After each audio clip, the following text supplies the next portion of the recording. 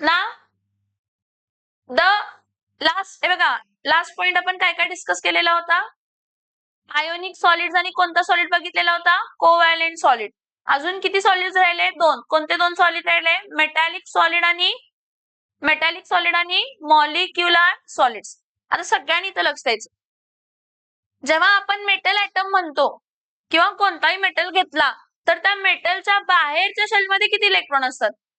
एक किंवा दोन किंवा मॅक्स टू मॅक्स तीन. एक किंवा दोन किंवा मॅक्स टू मॅक्स त्याच्यापेक्षा जास्त इलेक्ट्रॉन्स बाहेरच्या शेलमध्ये नसतं. त्यामुळे त्यांची जी बाहेरची शेल आहे ती न्यूक्लियसला टाइटली बाउंडेड नसते. ती न्यूक्लियसला कशी नसते? टाइटली बाउंडेड नसते. मग त्यामुळे आपण जो मेटल ऍटम आहे ना त्याला दोन पार्ट मध्ये डिवाइड करतो. कन्सिडर करा हा तुमचा न्यूक्लियस आहे. त्यानंतर इथं पहिली शेल आहे. ह्या पहिल्या शेल मध्ये किती इलेक्ट्रॉन आहेत? दोनच असतात. दुसऱ्या शेल मध्ये किती इलेक्ट्रॉन्स आहेत? कन्सिडर करा 8 इलेक्ट्रॉन्स आहेत. आणि तिसरी जी शेल आहे त्या तिसऱ्या शेल मध्ये 1 इलेक्ट्रॉन आहे किंवा 2 इलेक्ट्रॉन आहे किंवा 3 इलेक्ट्रॉन. सो आता हे जे nucleus plus inner shell electrons आहेत. न्यूक्लियस प्लस न्यूक्लियस समजून घ्या मी काय सांगते. Nucleus plus inner shell electrons ह्याला आपण काय म्हणतो? कर्नेल्स. काय म्हणतो? कर्नेल्स. आणि हे कर्नेल्स कसे असतात? Positively charged. हे कर्नेल्स कसे असतात?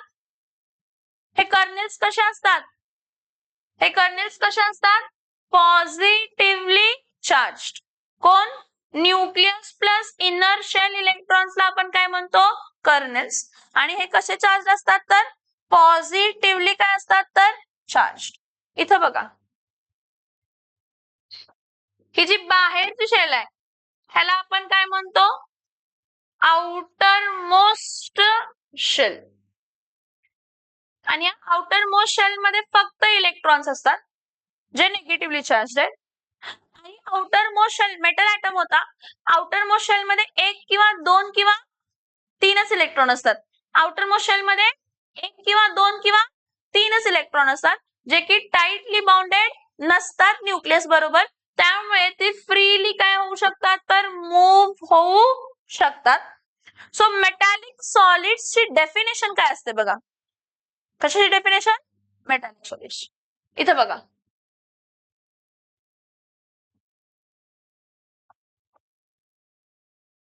हे जे मी असं पॉझिटिव्ह लिहिते ना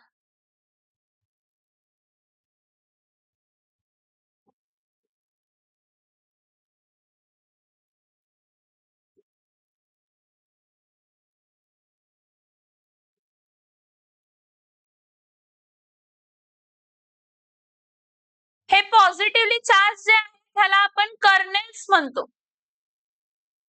हे जे पॉझिटिव्हली चार्ज आहे मी दाखवले जे तुम्हाला शौर्य क्या नाम तेरा स्वराज मार खाने वाला अभी चुप बैठने का अदरवाइज अलग अलग बैठ.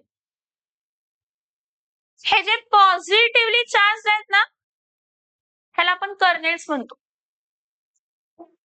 आणि जे काही इलेक्ट्रॉन्स आहेत ते फ्री इलेक्ट्रॉन्स आपण दाखवतो.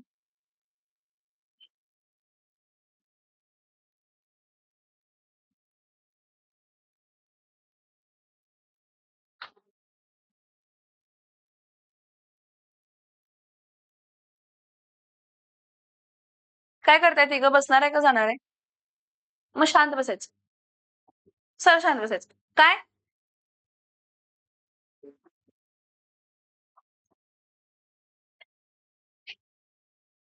मी तुम्हाला काय सांगितलं?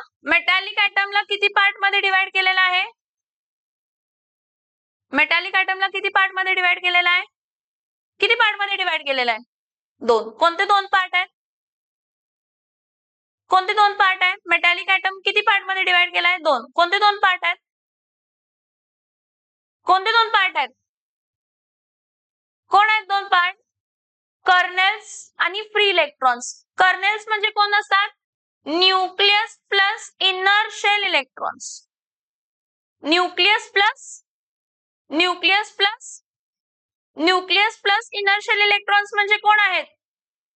कर्नेल्स. आणि ते कर्नेल्स कसे आहेत? Positively charge. आता मी काय सांगते बघा. हा, what are metallic solid? Metallic solids are those solids in which positively charged kernels are arranged. So these positively charged kernels are arranged in a samudra, in a sea of delocalized electrons. In a sea of, actually atoms, metal atoms are fixed position ला आहेत.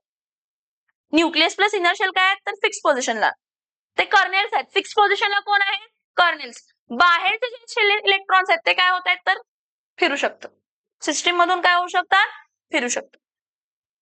So when you are defining metallic solids are those solids in which positively charged kernels are arranged in a sea of delocalised electron. म्हणजे त्याचे बाहेरच्या शेलमध्ये electron straightly bonded आहेत, त्यामुळे ते system मध्ये कशाही फिरू शकतात. मेटलला जी चमक येते की नाही, मेटल लस्टरस म्हणतो की नाही. Y metal is lustrous? Metal lustrous असतो कारण त्याचं रिझन आहे फ्री इलेक्ट्रॉन्स. की त्यातले जे इलेक्ट्रॉन्स आहेत ते काय होऊ शकतात? तर मूव्ह. त्यातले जे फ्री इलेक्ट्रॉन्स आहेत ते काय होऊ शकतात? मूव्ह. त्यातले जे फ्री इलेक्ट्रॉन्स आहेत ते काय होऊ शकतात? मूव्ह. त्यातले जे फ्री इलेक्ट्रॉन्स आहेत ते काय होऊ शकतात? त्यातले जे फ्री इलेक्ट्रॉन्स आहेत ते काय होऊ शकतात? मूव्ह होऊ शकतात. काय होऊ शकतात? मूव्ह. समजते मी काय सांगते? Yes or no? म्हणून मेटॅलिक सॉलिड्स हार्ड असतात कारण त्यामध्ये मेटॅलिक बॉन्डिंग असते. कसलं बॉन्डिंग असते? ते कर्नेल्स आणि इलेक्ट्रॉन्समुळे जो काही फोर्स ऑफ अट्रॅक्शन डेव्हलप होऊन जो बॉन्ड फॉर्म होतो त्याला मेटॅलिक बॉन्ड म्हणतो. Metallic bonds are the strongest. Metallic bonds are the strongest. And that's why metal hard आहे आणि टफ आहे. टफ आहे, चुर्रा पडत नाही, ब्रिटलनेस दाखवत नाही. And that's why metal is ductile and malleable in nature. Metal is ductile.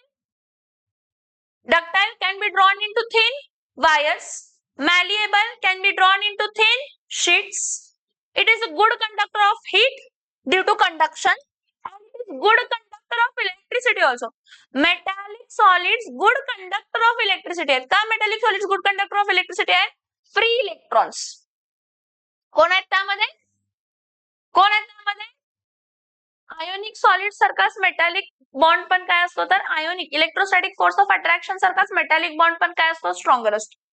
त्यामुळे metallic solids मध्ये हाय मेल्टिंग आणि बॉइलिंग पॉइंट असते. काय असते? काय असते? हाय मेल्टिंग आणि काय असते? Boiling point. म्हणजे मेल्ट होण्यासाठी हायेस्ट मेल्टिंग पॉइंट लागतो आणि बॉइल होण्यासाठी पण हायेस्ट बॉइलिंग पॉइंट काय होत असतं? तर लागत असतं. शिअर फोर्स अप्लाय केला तर इथं क्रॅक डेव्हलप होत नाही. रिझन फ्री इलेक्ट्रॉन्स इझिली काय होऊ शकतात? तर मूव्ह. त्या मोशन मध्ये तो प्रेशर काय होतो? डिस्ट्रीब्यूट होतो. प्रेशर रिलीज करायला क्रॅक डेव्हलप करायची गरज नाही कारण इलेक्ट्रॉन फ्री स्पेस क्रिएट करतात. बाहेरची शेल जी आहे ते काय क्रिएट करते? Free space. सो इथं बघा, what are metallic solids? Metallic solids are composed of positively charge metal ions. Who are this positively charge metal ions? Nucleus plus inner shell electrons, ज्याला आपण काय म्हणतो? तर kernels. Okay, in a 3D array. and this positive ions म्हणजे कोण? मी सांगितलं तुम्हाला बार kernels. this positive ions म्हणजे कोण असतात? तर kernels. the kernels positive ions are surrounded and held together by a sea of what? Electrons. they possess luster and are colored in certain cases. they possess luster, चमकतात because of free electrons. CET ला विचारलाय हा question. the luster to the metal, reason free electrons. They are highly malleable and ductile. Highly malleable and ductile. Malleable can be drawn into thin sheets. Ductile can be drawn into thin wires. They are good conductor of heat and electricity. म्हणजे thermal conductors पण आहेत आणि electrical conductors पण आहेत. They are having wide range of melting point. High melting point असतो पण दर मेटलचा मेल्टिंग पॉइंट वेगवेगळा असतो, सेम नसतो. एक्सेप्शन्स आहेत, सोडियम पोटॅशियमचा मेल्टिंग पॉइंट हाय नसतो. दे show hi thermal and electrical conductivity. They show hi thermal and electrical. Thermal conductivity तर कंडक्शन मुळे आहे. थर्मल कंडक्टिव्हिटी तर कशामुळे आहे? पण इलेक्ट्रिकल कंडक्टिव्हिटी कशामुळे आहे? तर फ्री इलेक्ट्रॉन्स मुळे. कशामुळे आहे? कशामुळे आहे? फ्री इलेक्ट्रॉन्स मुळे. Next we are going to discuss molecular solids. मी तुम्हाला सांगितलं मॉलिक्युलर सॉलिड मध्ये कॉन्स्टिट्युएंट पार्टिकल मॉलिक्युल्स असतात आणि नॉर्मली मॉलिक्युलर सॉलिड्स रूम टेम्परेचरला लिक्विड किंवा कोणत्या स्टेट मध्ये असतात? Gas. Hydrogen bonded molecular solids mostly liquid state मध्ये असतात. नॉर्मल टेम्परेचरला पण, म्हणजे त्याला तुम्ही सॉलिडिफाय केलेलं आहे. हे जे काय आपण प्रॉपर्टीज मॉलिक्युलर सॉलिडची डिस्कस करतोय त्या लिक्विड किंवा गॅसला सॉलिडिफाय करून, शौर्य, त्या लिक्विड आणि गॅसला काय करून? सॉलिडिफाय करून. काय करून? सॉलिडिफाय करून. ओके. सो काय त्यांचे प्रॉपर्टीज बघा मॉलिक्युलर सॉलिड्स मध्ये. Molecular solids are those solids in which constituent particles are what? Molecular solids are those solids in which the constituent particles are molecules. Molecules कोणते molecules असू शकतात? पोलार असू शकतो, non polar असू शकतो, hydrogen bonded असू शकतो. एक सिंपल लॉजिक सांगते इथे बघा. हे जेवढे काय मॉलिक्युलर सॉलिड्स आहेत कोणतं पण असू दे ते सॉफ्ट असतात नेचर मध्ये. काय असतात नेचर मध्ये? Soft. And they are bad conductor of heat and electricity. हे fixed आहे. They are bad conductor of. They are bad conductor of. Anushka, they are bad conductor of. And they are what in nature? Soft. They are what in nature? Soft. आता त्यातल्या त्यात hardest त्यामधले चांगल्यातला चांगला त्यातल्या त्यात hydrogen bonded molecular solids मध्ये hydrogen bonding असते, stronger bond आहे, त्यामुळे त्याचा मेल्टिंग आणि बॉइलिंग पॉइंट स्लाइटली काय असणार आहे? ग्रेटर. त्यापेक्षा कमी पोलार मॉलिक्युलर सॉलिड्स, पण त्याची strength hydrogen bonded molecular solids पेक्षा कमी आहे, पण नॉन पोलार मॉलिक्युलर सॉलिड्स पेक्षा जास्त. आणि एकदम कमी वीकेस्ट फोर्स ऑफ अट्रॅक्शन जर कोणामध्ये असेल तर तो कोण असतो? तर नॉन पोलार मॉलिक्युलर सॉलिड्स, ज्यामध्ये लंडन फोर्स किंवा त्याला आपण म्हणतो डिस्पर्शन फोर्स हा एक्झिस्ट होतो. काय एक्झिस्ट होतो? लंडन फोर्स किंवा काय एक्झिस्ट होतो? Dispersion force. लंडन फोर्स किंवा काय एक्झिस्ट होतो? Dispersion force. सो इथं बघा मॉलिक्युलर सॉलिड्स मध्ये molecular solid contains both intramolecular bonds and intermolecular bonds. मॉलिक्युलच्या आतल्या आत बॉन्डिंग पण असते, आजूबाजूच्या मॉलिक्युल मध्ये पण बॉन्डिंग असते. The forces between these molecules are relatively weak, very weak. Van der Waals force मध्ये पण दोन प्रकार असते, स्ट्रॉंग वंडरवाल आणि वीक वंडरवाल. तो वीक वंडरवाल कशामध्ये असतो? नॉन पोलार मॉलिक्युल्स मध्ये, आणि स्ट्रॉंग वंडरवाल कोणामध्ये असतो? तर पोलार मॉलिक्युल्स मध्ये असतो. They are often soft substances with the low melting point. आलं का? Soft substances with low melting. पण सगळ्यात इम्पॉर्टंट काय सांगा? ऍट नॉर्मल टेम्परेचर ते कोणत्या स्टेट मध्ये असतात? लिक्विड किंवा गॅस. नॉर्मल टेम्परेचरला ते कोणत्या स्टेट मध्ये असतात? लिक्विड किंवा गॅस. नॉर्मल टेम्परेचरला ते कोणत्या स्टेट मध्ये असतात? लिक्विड किंवा गॅस. परत this molecular solids are classified as non polar molecular solids, polar molecular solids and hydrogen bonded molecular solids. Non-polar molecular solid constituent particles are not polar in nature. Constituent particles are not polar in nature. त्यामध्ये dipole movement create होत नाही. हा C double bond असा असतो, ह्याची dipole movement 0 असते. Polar molecular solids ज्यामध्ये dipole create होते due to difference in electronegativity. मग हा H पार्शियल प्लस होता, क्लोरीन पार्शियल मायनस होता. मग एकाचा प्लस दुसऱ्याच्या मायनसला काय करणार आहे? तर अट्रॅक्ट. एकाचा मायनस दुसऱ्याच्या प्लसला काय करणार आहे? तर attract. Hydrogen bonded molecular solid हा special type of dipole to dipole interaction आहे. हा काय आहे बाळांनो? हा काय आहे बाळांनो? Special type of dipole to dipole interaction. हा प्लस हा मायनस, परत हा प्लस हा मायनस, परत हा प्लस हा मायनस. एकाचा निगेटिव्ह दुसऱ्याच्या पॉझिटिव्हला, एकाचा निगेटिव्ह दुसऱ्याच्या पॉझिटिव्हला, एकाचा निगेटिव्ह दुसऱ्याच्या पॉझिटिव्हला. समजतंय? हायड्रोजन बॉन्डेड मॉलिक्युलर सॉलिड्स म्हणजे काय असतात? Yes or no? Yes or no? ह्यामध्ये यांचे properties, they are soft, they are having low melting and what boiling point. सगळ्यात स्ट्रॉंगेस्ट तुमचा हायड्रोजन बॉन्डेड मॉलिक्युलर स्ट्रॉंग असतो मॉलिक्युलर सॉलिड्स मध्येच. जर आपण स्ट्रेंथ बघितली, सगळ्यात stronger hydrogen bonded molecular solids असतो. त्यापेक्षा कमी पोलार मॉलिक्युलर सॉलिड्स आणि एकदम कमी कोणतं? Non polar. हे non polar molecular solids almost gaseous state मध्येच असतात. ऑलमोस्ट कोणत्या स्टेट मध्ये असतात? ऑलमोस्ट कोणत्या स्टेट मध्ये असतात? Gaseous state. See, non-polar molecular solids. Non-polar molecular solids, the atoms or molecules are held by weak dispersion force or London force. This is one of the weakest force existing in the nature. Non-polar molecules H2, Cl2, I2 ज्यामध्ये इलेक्ट्रोनेगेटिव्हिटीचा difference काय आहे तर 0. ज्यामध्ये इलेक्ट्रोनेगेटिव्हिटीचा difference काय आहे तर 0.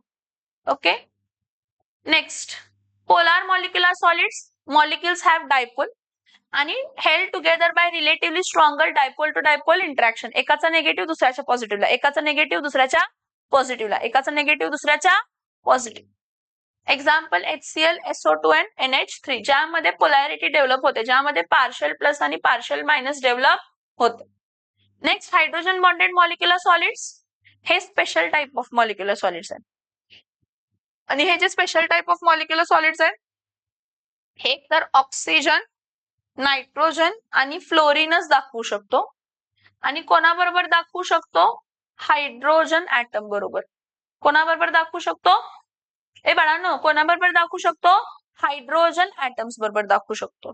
Like कोण कोण आहे तर वॉटर HOH, परत HOH, परत HOH. एकाचा निगेटिव्ह दुसऱ्याच्या पॉझिटिव्हला, एकाचा निगेटिव्ह दुसऱ्याच्या पॉझिटिव्हला, एकाचा निगेटिव्ह दुसऱ्याच्या पॉझिटिव्हला. So strong hydrogen bonding binds molecules of such solids like what? H2O. Like what? H2. समजलं इथपर्यंत? Yes or no? जनरली आपण सांगितलं molecular solids bad conductor of electricity असतात, लो मेल्टिंग पॉइंट असते. Non polar and polar molecular solids are soft, whereas hydrogen bonded solids are slightly hard. एवढे काय hard नसतात. They have low melting point. कोणते पण molecular solids असू देत, they are having low melting point.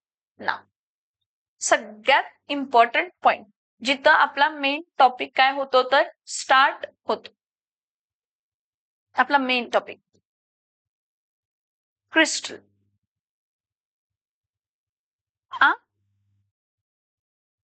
आवाज काढणं. क्रिस्टल. नाव ऍक्च्युली काय असतं इथं बघा, मी हे तुम्हाला 2 डायमेन्शन मध्ये दाखवते, तुम्ही 3 डायमेन्शन मध्ये ते अरेंज करायचं दिलेलं आहे त्याप्रमाणे. हे कॉन्स्टिट्युएंट पार्टिकल्स आहेत. हा पण कॉन्स्टिट्युएंट पार्टिकल आहे, हा पण कॉन्स्टिट्युएंट पार्टिकल आहे, हा पण कॉन्स्टिट्युएंट पार्टिकल आहे, हा पण कॉन्स्टिट्युएंट पार्टिकल आहे. आता हे जे काही कॉन्स्टिट्युएंट पार्टिकल्स आहेत ह्यांचं डायमीटर रेडियस चेंज झालेलं दिसेल, पण ऍक्च्युअली त्यांचं डायमीटर आणि रेडियस चेंज होत नाही, फिक्स्ड आहे तसंच राहत.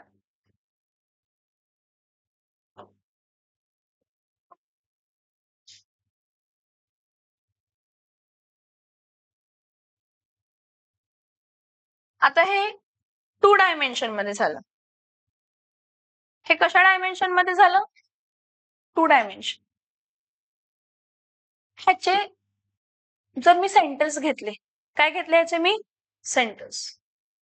हा सेंटर घेतला, हा सेंटर घेतला, हा सेंटर घेतला, हा सेंटर घेतला, हा सेंटर घेतला, हा सेंटर घेतला, हा सेंटर घेतला, हा सेंटर घेतला, हा सेंटर घेतला, हा सेंटर घेतला, परत हा सेंटर घेतला, हा सेंटर घेतला, हा सेंटर घेतला, हा सेंटर घेतला, हा सेंटर घेतला.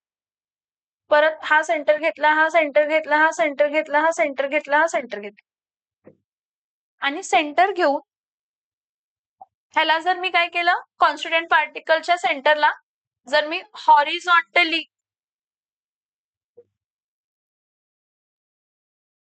आणि वर्टिकली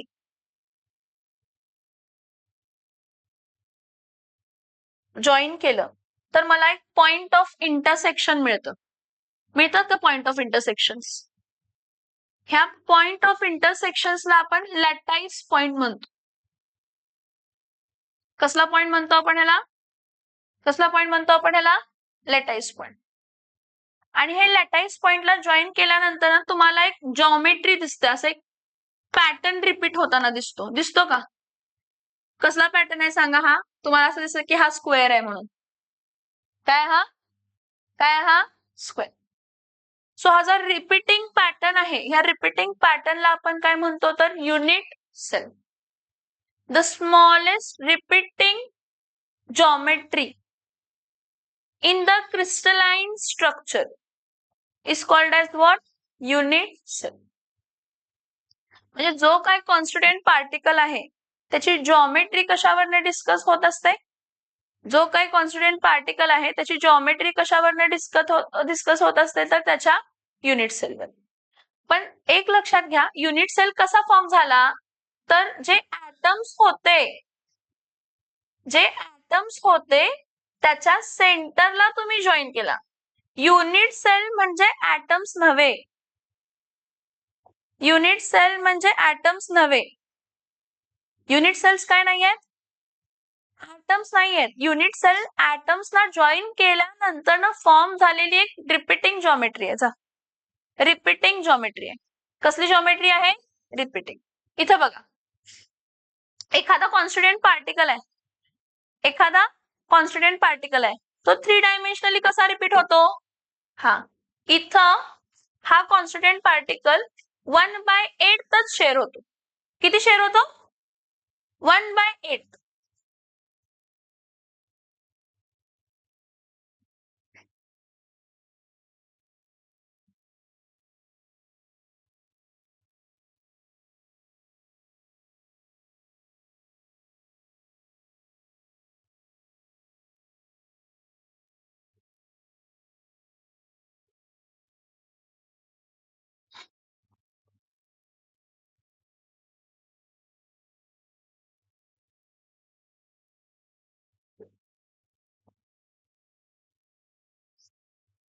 आयडिया येते का थोडी याच्याबद्दल? असा शेअर झालाय 3 डायमेन्शन मध्ये. जर तुम्ही एका सॉलिड स्पियर घेतला, त्या सॉलिड स्पियरचे 8 भाग केला. किती भाग केला? तो 1/8 भाग त्या कॉन्स्टिट्युएंट त्या पोझिशनला काय हो झालाय? स्पेस लॅटिसला काय झालाय? शेअर. समजते का? Yes or no? परत इथं बघा, हा असा असणार आहे. इथं एक पार्टिकल आहे, परत इथं एक पार्टिकल आहे, इथं एक पार्टिकल आहे, हा एक पार्टिकल झाला, हा एक पार्टिकल आहे आणि हा एक पार्टिकल आहे. हा मला तुम्हाला एक कन्फ्युजन जो आहे तो क्लिअर करायचा की तुमचा युनिट सेल जो आहे तो कॉन्स्टिट्युएंट पार्टिकल्सच्या अरेंजमेंटमुळे फॉर्म झालाय. युनिट सेल म्हणजे कॉन्स्टिट्युएंट पार्टिकल नसतात. युनिट सेल म्हणजे कॉन्स्टिट्युएंट पार्टिकल नसतात.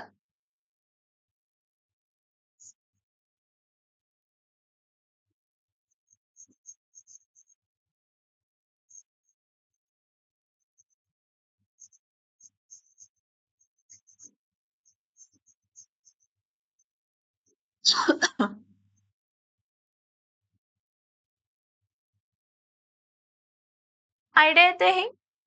हे एक युनिट सेल झाला. असा युनिट सेल हॉरिझॉन्टली आणि व्हर्टिकली जिथं बक्षीला तिथं रिपीट होत असत. आता इथं दाखवलंय की नाही? हा दाखवलाय, हा दाखवलाय. ह्याचं single unit cell, single unit cell, unit cell, unit cell, unit cell, unit cell, unit cell, unit sale.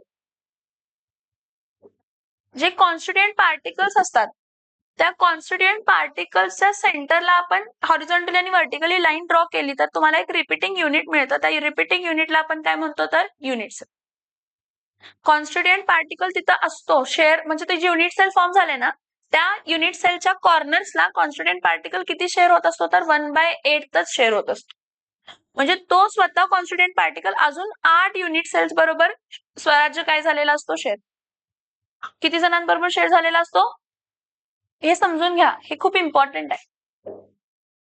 So, a solid material in which the constituent particles, atom, molecule or ions are arranged in a ordered pattern extending in all three spatial dimensions. आता हे जे काही constituent particle हे जे दाखवतो ना dot dot dot dot dot ह्याला space lattice म्हणतो. काय म्हणतो आपण याला? स्पेस लॅटाईस कशी असते समजते का? आता हे तुम्हाला खूप क्लमझी वाटणार कारण हे 3 डायमेन्शनचं स्पेस लॅटाईस दिलंय. पण 2 डायमेन्शनचं स्पेस लॅटाईस समजते का तुम्हाला? स्क्वेअर फॉर्म झालं किंवा रेक्टँगल फॉर्म झालं. तेच 3 डायमेन्शन मध्ये कन्वर्ट केलं तर क्यूब, क्यूबिक, त्यावरनं मग पुढे आपण सिस्टीम बघतो की तुमचा जो युनिट सेल आहे काय आहे त्याची लेंथ, ब्रेथ, हाईट काय आहे, त्यामधले अँगल कसा आहे, असे 7 युनिट सेल्स पॉसिबल आहेत. 7 क्रिस्टल सिस्टीम्स काय आहेत तर पॉसिबल आहेत. बघूया.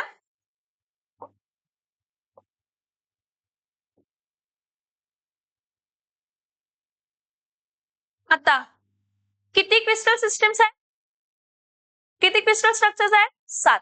आता हे जे 7 क्रिस्टल स्ट्रक्चर्स आहेत हे आले कसे? हे 7 क्रिस्टल स्ट्रक्चर्स आहेत हे आले कसे? तर आपल्याला असं समजलं की जेव्हा तुम्ही कॉन्स्टिट्युएंट पार्टिकलचा सेंटर जॉईन करताय तर तुम्हाला एक रिपीटिंग युनिट मिळते आणि त्या रिपीटिंग युनिटला तुम्ही काय नाव दिलंय तर युनिट सेल. काय म्हणतो आपण याला? आता इथं फक्त मी डॉट दाखवला म्हणजे कॉन्स्टिट्युएंट पार्टिकल एवढा हे फक्त तुम्ही दाखवताय की इथं एक कॉन्स्टिट्युएंट पार्टिकल आहे, इथं एक कॉन्स्टिट्युएंट पार्टिकल आहे, इथं एक कॉन्स्टिट्युएंट पार्टिकल आहे, इथं एक कॉन्स्टिट्युएंट पार्टिकल आहे, इथं एक कॉन्स्टिट्युएंट पार्टिकल आहे, इथं एक कॉन्स्टिट्युएंट पार्टिकल. समजते का मी काय सांगते? Yes or no? Yes or no? हे कॉन्स्टिट्युएंट पार्टिकल तेवढेच आहेत का? पूर्ण शेअर झालेले आहेत, पॅक्ड आहेत. फक्त आपण दाखवणार असं दाखवतोय.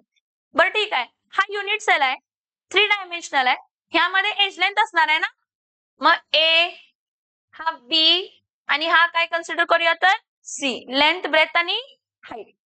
नाव अँगल बिटवीन बीसी ला अल्फा म्हणतो आपण. अँगल बिटवीन बीसी ला काय म्हणतो? अँगल बिटवीन एसी ला काय म्हणतो? बीटा. आणि अँगल बिटवीन ए बी ला काय म्हणतो? हे बघा, हा ए बी अँगलला काय म्हणतो तर गॅमा. सो जे तुमचे 7 क्रिस्टल सिस्टीम्स आहेत ना ते 7 क्रिस्टल सिस्टीम कशावरती फरक करून आणलेले आहे तर एज लेंथ. एज लेंथ कोण आहेत? युनिट सेलला 3 एज लेंथ आहेत, लेंथ, ब्रेथ, हाईट.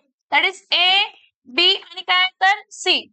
आणि त्यातले अँगल्स कोण आहेत? Angle between B and C कोण आहे? Alpha.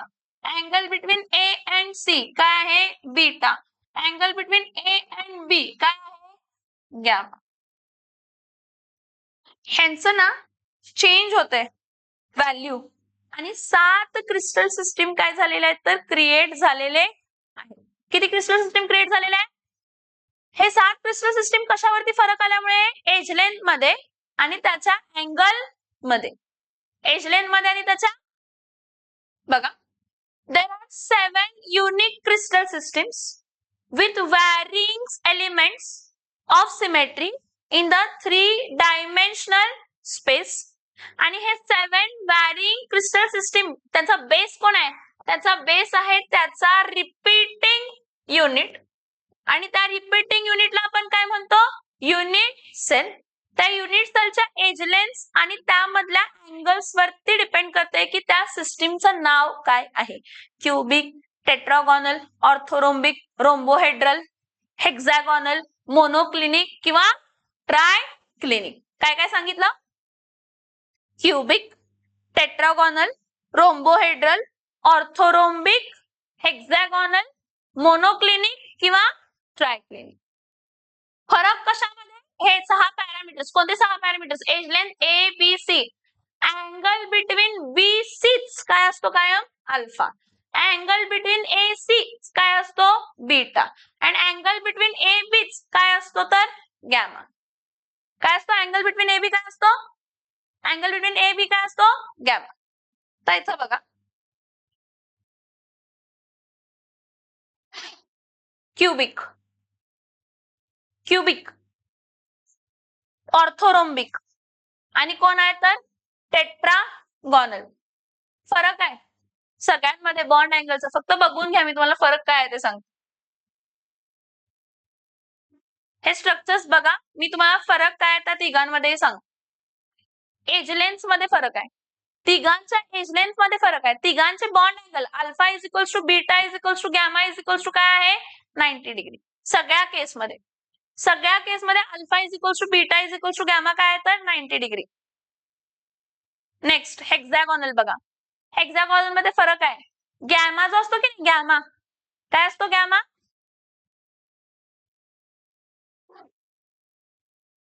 A is equals to काय असते B but not equals to काय असते तर सी. आणि alpha is equals to beta is equals to काय असते तर 90 डिग्री. पण गॅमा किती डिग्री असतं तर 120 डिग्री. हा जो आहे ना गॅमा अँगल बिटवीन ए आणि काय तर बी किती डिग्री आहे 120. किती डिग्री आहे. रोम्बोहेड्रलला बघा रोम्बोहेड्रलला काय असते ए पण A is not equals to B is not equals to C. Alpha is not equals to beta is not equals to gamma is not equals to 90 degree. कोणताही तुमचा अँगल 90 डिग्री नसतं. कोणतीही तुमची एज लेंथ काय नसते same. समजतंय मी काय सांगते.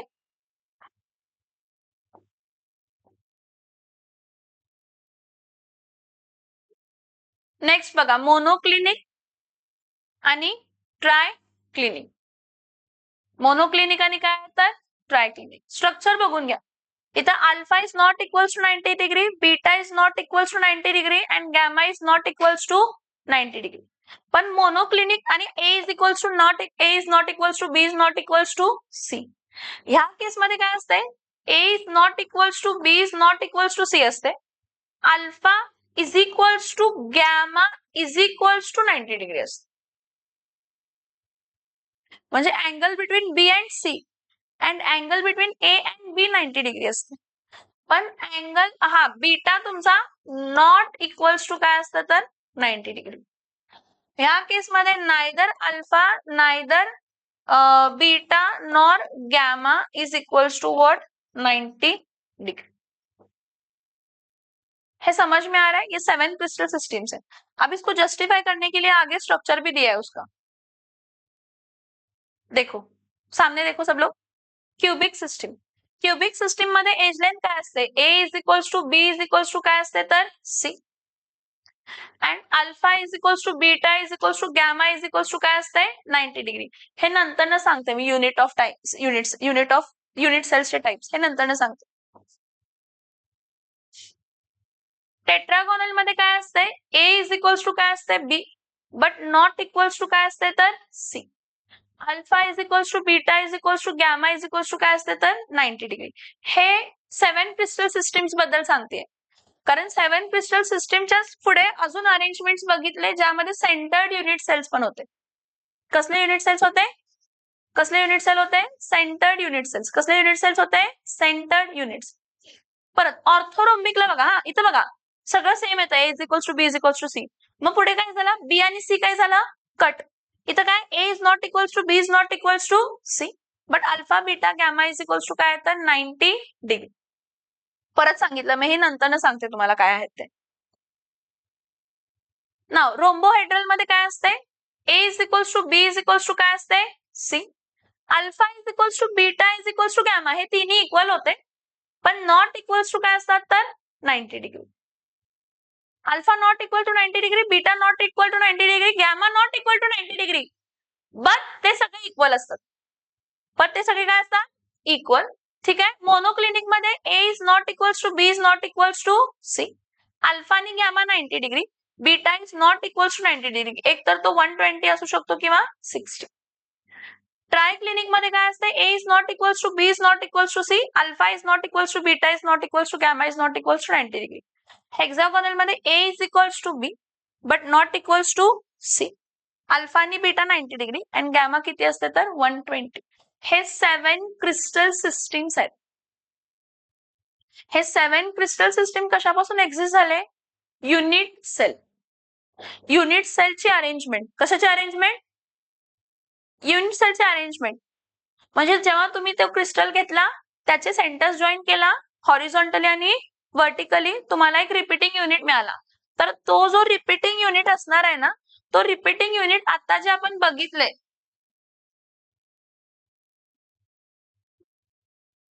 हे कोणते आहेत सांगा. ते युनिट सेल एकतर असा असेल, ह्या एज लेंथ आणि अँगलचा असेल, किंवा ह्या एज लेंथ आणि अँगलचा असेल, जो तुमचा युनिट सेल असणार आहे. क्रिस्टल सिस्टीम किती प्रकारचे असतात, 7.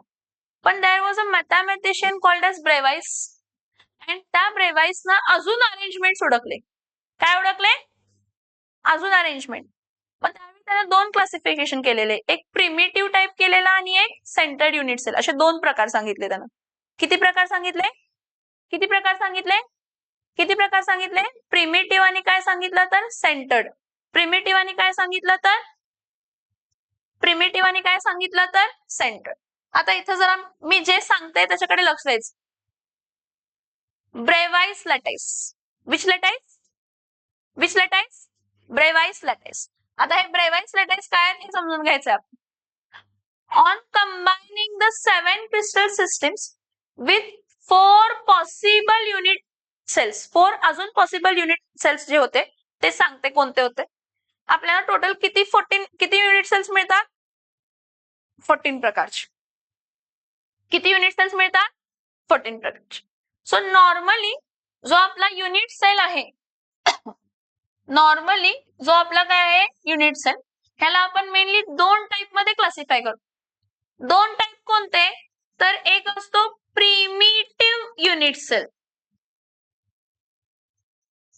एक काय असतो प्रिमिटिव्ह युनिट सेल, आणि दुसरे काय असतात तर सेंटर्ड युनिट सेल. हे बाळांनो, प्रिमिटिव्ह युनिट सेल म्हणजे कोण बघा. प्रिमिटिव्ह युनिट सेल म्हणजे असा युनिट सेल ज्याच्या 8 कॉर्नरला 8 कॉन्स्टिट्युएंट पार्टिकल्स आहेत, ते सोडून अजून कुठेही कॉन्स्टिट्युएंट पार्टिकल प्रेझेंट नाहीये. आणि जो काय 8 कॉर्नरला 8 कॉन्स्टिट्युएंट पार्टिकल आहेत ते किती शेअर होतात तर 1/8. किती शेअर होतात, किती शेअर होतात 1/8. किती शेअर होतात 1/8. ठीक आहे. आता सेंटर्ड युनिट सेलचं म्हणणं काय असते की 8 कॉन्स्टिट्युएंट पार्टिकल 8 कॉर्नरला असणारच आहेत, ते सोडून युनिट सेलच्या सेंटर्सला पण कॉन्स्टिट्युएंट पार्टिकल असणार आहेत. मग युनिट सेलच्या सेंटरला पण कॉन्स्टिट्युएंट पार्टिकल असणार आहेत, ते किती प्रकारचे आहेत तर ते 3 प्रकारचे आहेत. कोणते 3 प्रकारचे आहेत, एक सेंटर्ड युनिट सेल असतो, बॉडी सेंटर्ड युनिट सेल असतो. बॉडी सेंटर्ड युनिट सेलचं मीनिंग काय असते शौर्य, मोबाईल कुठे आहे शौर्य. बॉडी सेंटर्ड युनिट सेलचं मीनिंग काय असते की 8 कॉन्स्टिट्युएंट पार्टिकल्स 8 कॉर्नर्सला असणारच आहेत, जे की 1/8 शेअर होणार आहे, आणि एक कॉन्स्टिट्युएंट पार्टिकल जो आहे तो बॉडीच्या आत असणार आहे, जो बॉडीच्या सेंटरला असणार आहे आत, जो कोणाबरोबरही शेअर होत, जो कॉर्नरचे कॉन्स्टिट्युएंट पार्टिकल आहे ते काय 1/8 शेअर होत असतात राहिलेल्या युनिट सेल्स बरोबर. पण जो बॉडी सेंटर्ड मध्ये आपण जो म्हणतो तो बॉडी सेंटर्ड युनिट सेल मधला असं आहे की 8 कॉन्स्टिट्युएंट पार्टिकल 8 कॉर्नरला असणारच आहेत. अजून एक कॉन्स्टिट्युएंट पार्टिकल आहे तो बॉडीच्या सेंटरला आहे, तो कोणाबरोबरही शेअर होत नाही. स्वराज्य, तो कोणाबरोबरही शेअर होत नाही. दुसरा आहे face centred unit cell. Centred unit cell मधलाच अजून एक प्रकार आहे, कोणता, फेस सेंटर्ड युनिट सेल मधलाच अजून एक प्रकार आहे, कोणता सॉरी, सेंटर्ड युनिट सेल मधलाच अजून एक प्रकार आहे फेस सेंटर्ड. आता फेस सेंटर्ड युनिट सेल मध्ये काय असते? फेस सेंटर्ड युनिट सेल मध्ये 8 कॉन्स्टिट्यूएंट पार्टिकल्स 8 कॉर्नर्सला असतात. हा फर्स्ट, हा सेकंड, हा थर्ड, हा फोर्थ, हा फिफ्थ, हा सिक्स्थ, हा सेव्हन्थ आणि हा 8. आणि ते सोडून 8 कॉन्स्टिट्यूएंट पार्टिकल 8 कॉर्नरला आहे, ठीक आहे. पण किती फेसेस आहेत? 6 फेसेस आहेत ना. दर फेसच्या सेंटरला एक कॉन्स्टिट्यूएंट पार्टिकल आहे. दर फेसच्या सेंटरला एक कॉन्स्टिट्यूएंट पार्टिकल आहे. दर फेसच्या सेंटरला एक कॉन्स्टिट्यूएंट पार्टिकल आहे. आता दिसताना 3 फेसेस तुम्हाला समोर दिसतात. आहेत किती? 6. 1 2 3 4 5 6. मग दर ह्या फेसच्या सेंटरला, ह्या फेसच्या सेंटरला, ह्या फेसच्या सेंटरला, ह्या फेसच्या सेंटरला, ह्या फेसच्या सेंटरला, ह्या फेसच्या सेंटरला, असा फेस सेंटर्ड युनिट सेल झाला. अजून एक असतो, तो कोणता असतो तर एंड सेंटर्ड युनिट सेल. आता तुमच्या नवीन सिलेबस म्हणजे आता सोपं जुनं झालं सोडा. एंड सेंटर्ड युनिट सेल म्हणजे कोण असते तर आपल्या टेक्स्टबुक मधली base centred unit cell. End centred unit cell म्हणजे आपल्या टेक्स्टबुक मधली कोणती असते तर बेस सेंटर्ड युनिट्स. आता ह्या एंड सेंटर्ड किंवा बेस सेंटर्ड युनिट सेल मध्ये काय असतं?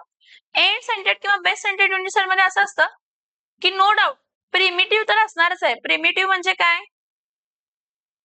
प्रिमिटिव्ह म्हणजे 8 कॉन्स्टिट्यूएंट पार्टिकल्स 8 कॉर्नर्सला असणारच आहे. 8 कॉन्स्टिट्यूएंट पार्टिकल 8 कॉर्नरला असतात. एंड सेंटर्ड म्हटलं ना, काय म्हटलं? काय म्हटलं? End centred. एंड सेंटर्ड म्हणजे इथं एक असणार आहे. कोणत्याही 2 अपोजिट फेसेसला, कोणत्याही 2 अपोजिट फेसेसच्या सेंटरला 6 फेसेस आहेत ना, 6 फेसेस मधले वरच्या फेसला आहे तर खालच्या फेसला आहे. बाकीच्या 4 फेसला, ह्या फेसला, ह्या फेसला आहे. बाकीच्या 4 फेसला, ह्या फेसला, ह्या फेसला आहे. बाकीच्या 4 फेसला, त्याला एंड सेंटर्ड म्हणतात. काय म्हणतात त्याला? म्हणजे total type of unit cell किती झाले? 4. प्रिमिटिव्ह ज्यामध्ये 8 कॉन्स्टिट्यूएंट पार्टिकल 8 कॉर्नरलाच असतात, ते सोडून आता कुठेही नसतात. बॉडी सेंटर 8 कॉन्स्टिट्यूएंट पार्टिकल 8 कॉर्नरला आहेत आणि अजून एक बॉडीच्या आत आहे जो कोणाबरोबर शेअर होत. फेस सेंटर 8 कॉन्स्टिट्यूएंट पार्टिकल 8 कॉर्नरला आणि दर फेसच्या सेंटरला एक एक कॉन्स्टिट्यूएंट पार्टिकल आहे. एंड सेंटर 8 कॉन्स्टिट्यूएंट पार्टिकल 8 कॉर्नर्सला आहेत आणि 2 अपोजिट फेसेसला आहेत. आणि 2 कुठे आहेत? Opposite face. सो आता बघूया आपण मागचे जे त्यांनी दाखवलेले ना.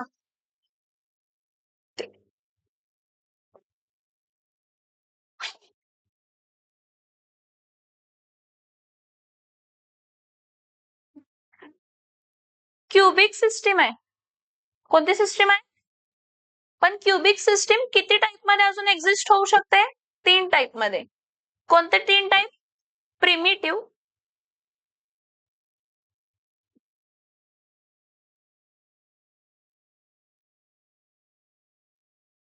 क्युबिक सिस्टीम अजून 3 टाइप मध्ये एक्झिस्ट होते. कोणते 3 आहेत सांगा? प्रिमिटिव्ह, बॉडी सेंटर्ड क्युबिक आणि तिसरा कोण झाला तर फेस सेंटर्ड. म्हणजे क्युबिकच ब्रेवाइस लेटेक्स मध्ये किती सिस्टीमला येतो? 3. सिंपल क्युबिक, बॉडी सेंटर्ड आणि फेस सेंटर्ड. नेक्स्ट टेट्रागोनल मध्ये 2च असतात. एक असतं प्रिमिटिव्ह आणि दुसरं कोण असतं तर बॉडी सेंटर्ड. टेट्रागोनल मध्ये 2 असतात. कोण असतात 2? प्रिमिटिव्ह आणि कोण असतात तर body centred. Orthorhombic unit cell हा एकमेव युनिट सेल आहे ज्यामध्ये 4 प्रकार पॉसिबल आहेत. काय पॉसिबल आहे? 4 प्रकार. 4 प्रकार कोणते कोणते? सिंपल क्युबिक म्हणजे प्रिमिटिव्ह 8 कॉन्स्टिट्यूएंट 8 कॉर्नर्सला, body centred orthorhombic, face centred orthorhombic, end centred orthorhombic. किती किती झाले? किती झाले? Primitive, body centred, face centred, primitive, body centred, primitive, body centred, face centred, end centred. Total किती झाले? 9. जे मोनोक्लिनिक युनिट सेल असते ना, कोण असते? मोनोक्लिनिक. मोनोक्लिनिक मध्ये दोन पॉसिबल आहेत. प्रिमिटिव्ह एक पॉसिबल असतं आणि एंड सेंटर्ड असते. मोनोक्लिनिक मध्ये कोण पॉसिबल आहे? प्रिमिटिव्ह आणि कोण असते तर एंड सेंटर. ट्राय क्लिनिक मध्ये फक्त प्रिमिटिव्ह. ट्राय क्लिनिक मध्ये फक्त प्रिमिटिव्ह म्हणजे 8 कॉन्स्टिट्युएंट पार्टिकल 8 कॉर्नरला असणार आहेत. ट्राय क्लिनिक नंतर नेक्स्ट कोण आहे सांगा? रोम्बोहायड्रल. रोम्बोहायड्रलला पण एकच पॉसिबल असते, प्रिमिटिव्ह. रोम्बोहायड्रल नंतर कोण येते तर हेक्सागोनल. हेक्सागोनलला पण एकच पॉसिबल आहे, कोणता? प्रिमिटिव्ह. मग मला सांगा, हे बघा, हे 9 झाले, हा 10, हा 11, हा 12, हा 13 आणि हा 14. आहेत का 14 Bravais lattice? Yes or no? Yes or no? हे आपण जेवढं काय बघितलं, आपण सगळ्यात जास्त फोकस कशावरती करणार आहे तर क्युबिक. आपण जेवढं काय बघितलं, सगळ्यात जास्त आपण फोकस कशावरती करणार आहे तर क्युबिक. क्युबिकचे किती प्रकार आहेत? 3. प्रिमिटिव्ह, बॉडी सेंटर्ड आणि फेस सेंटर्ड. हा ब्रावाइस लॅटाइसचा पॉइंट पूर्ण कंप्लीट झाल्यानंतर आपण फोकस फक्त आणि फक्त क्युबिक युनिट सेल वरती करतो, की सिंपल क्युबिक मध्ये किती कॉन्स्टिट्युएंट पार्टिकल आहेत, बॉडी सेंटर्ड मध्ये किती आहेत आणि फेस सेंटर्ड मध्ये किती आहेत. ठीक, ब्रेक घ्या.